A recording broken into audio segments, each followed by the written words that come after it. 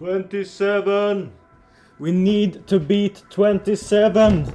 27 damage, guys. We need to beat it. Why do we need to beat it? Look at this. Look at this thing right here. This is mono red. We all hate mono red. We're gonna beat them today. And I'm gonna show you how. I'm gonna show you the best cards to play, and I'm gonna show you why you keep losing against mono red again and again and again and again. This is mono red. This is their typical draw. No, it's not their typical draw. It's maybe one of the best draws they can ever get, and we're gonna try to beat it today. See if we can. They're gonna start off with the Lava Runner, of course, because they always have a turn 1. Then they're gonna do Skewer the Critics and Wizard's Lightning and attack in. That's gonna be 8 damage in total.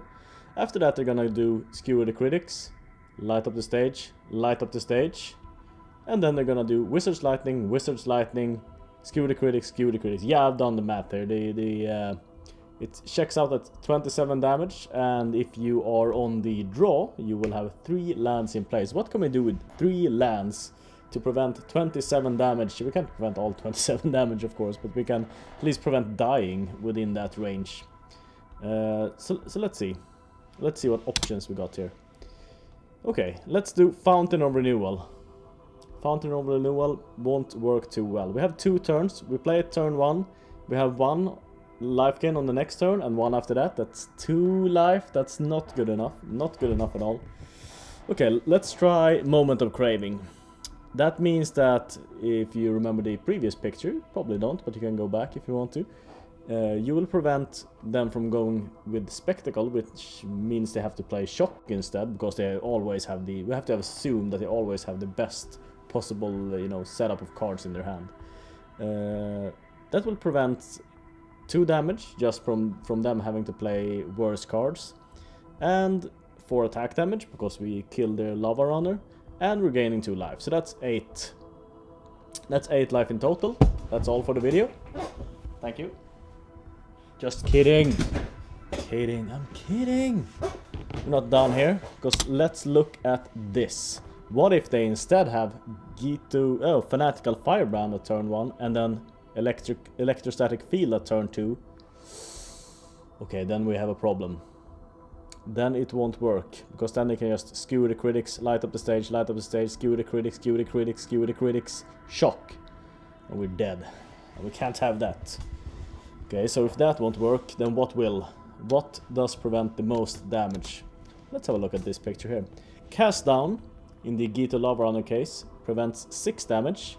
These numbers up here are the damage that they deal on every turn. It's 0, 8, 5, 14 for the Gito case.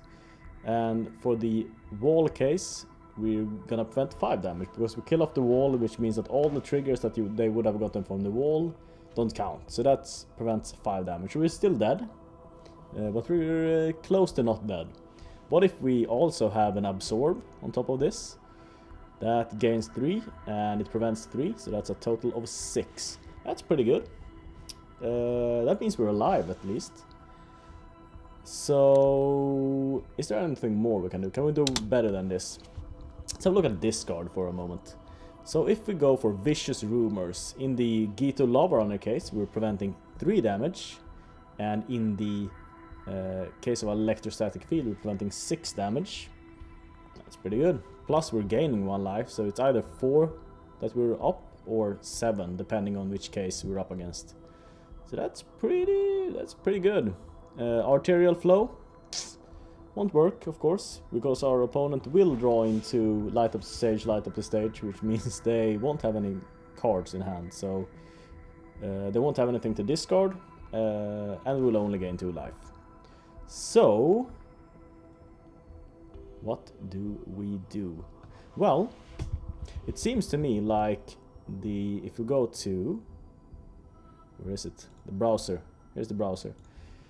It seems to me like it doesn't matter too much if we're playing something which does -2/-2 and gains us 2 life, or if we're just killing a creature. It depends much on their hand, if we're gonna prevent more damage or not. So I think it's just better to run more versatile removal like Cast Downs and Lava Coils. They prevent about the same, prevent about 6 damage.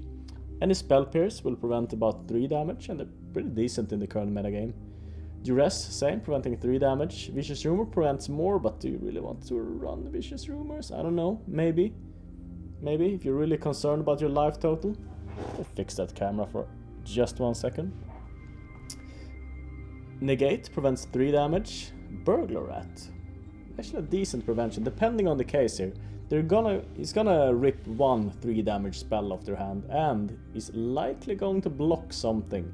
So somewhere between 3 and 6 damage, prevented by just a single Burglar Rat. Just saying, I'm a Burglar Rat fan. Burglar Rat fanboy for life. So that's just my preference. Absorb, it's pretty good. Countering a spell, that's preventing 3 damage and gaining 3 life.